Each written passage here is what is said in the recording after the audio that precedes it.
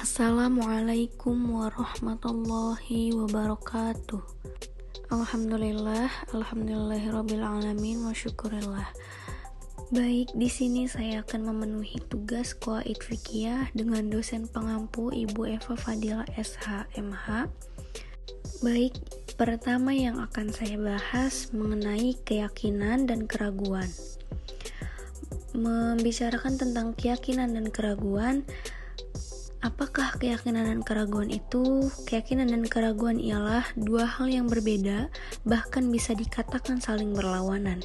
Berikut pengertian al-yakin dan asyak secara bahasa dan istilah. Al-yakin menurut bahasa berarti pengetahuan dan tidak ada keraguan di dalamnya.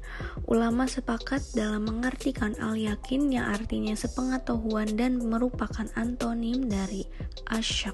Sedangkan menurut istilah,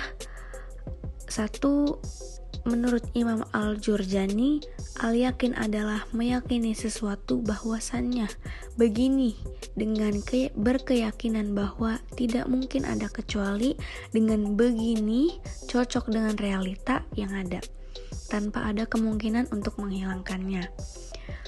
Lalu menurut Imam Abu Al-Baqa, al-yakin adalah pengetahuan yang bersifat tetap dan pasti dan dibenarkan oleh hati dengan menyebutkan sebab-sebab tertentu dan tidak menerima sesuatu yang tidak bersifat pasti.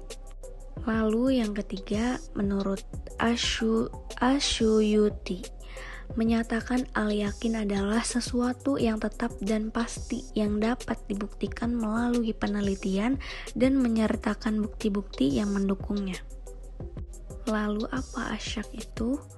Asyak menurut bahasa antonim dari al-yakin, juga bisa diartikan sesuatu yang membingungkan. Dan menurut istilah, menurut Imam Al-Makhari, al-syak adalah sesuatu yang tidak menentu atau meragukan antara ada atau tidak ada. Yang kedua, menurut Imam Al-Jurjani, asyak adalah sesuatu yang tidak menentu atau meragukan antara sesuatu yang saling berlawanan tanpa dapat dimenangkan salah satunya.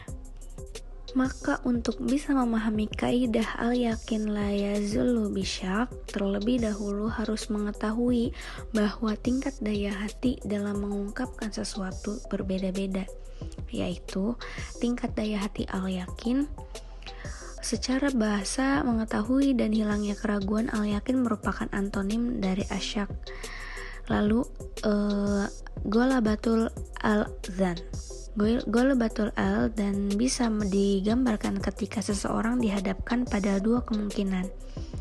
Lalu al-dzan, menurut para ahli fikih, jika salah satu dari dua kemungkinan itu lebih kuat dan bisa mengguli yang lain, namun hati enggan mengambil yang kuat dan enggan juga membuang lainnya yang lemah. Al-syak secara bahasa artinya ragu atau bingung. Secara istilah, al-syak adalah setara antara dan perkara. Lalu membahas tentang pengertian qawaid asasiyah. Qawaid asasiyah setiap perkara tergantung niatnya. Kata niat menurut pengertian etimologis adalah maksud melakukan sesuatu dengan dan ketetapan hati untuk melakukannya.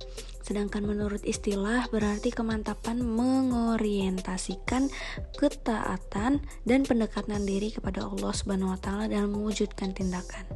Membahas tentang dasar qaidah. 1. Dasar qaidah dari Al-Qur'an. Quran Surat Al-Bayyinah ayat 5 yang artinya padahal mereka tidak disuruh kecuali supaya menyembah Allah dengan memumikan ketaatan kepadanya dalam menjalankan agama dengan lurus dan supaya mereka mendirikan sholat dan menunaikan zakat, dan yang demikian itulah agama yang lurus. Lalu dasar qaidah dari hadis Rasulullah. Hadis riwayat Muslim dari Umar bin Khattab, Rasulullah bersabda, sesungguhnya amal-amal itu tergantung niatnya, dan setiap seseorang itu akan mendapatkan balasan sesuai dengan apa-apa yang diniatkannya. Lalu kita bahas tentang sejarah perkembangan qawaid fiqhiyah. Seorang ulama kontemporer Ali Ahmad Al-Nadawi berpendapat bahwa masa penyusunan qawaid fiqhiyah dibagi menjadi 3 periodisasi. Pertama, masa kelahiran, yang kedua periode pembukuan, dan yang ketiga periode penyempurnaan. Baik, cukup sekian penyampaian materi kali ini. Kurang dan lebihnya mohon maaf. Wassalamualaikum warahmatullahi wabarakatuh.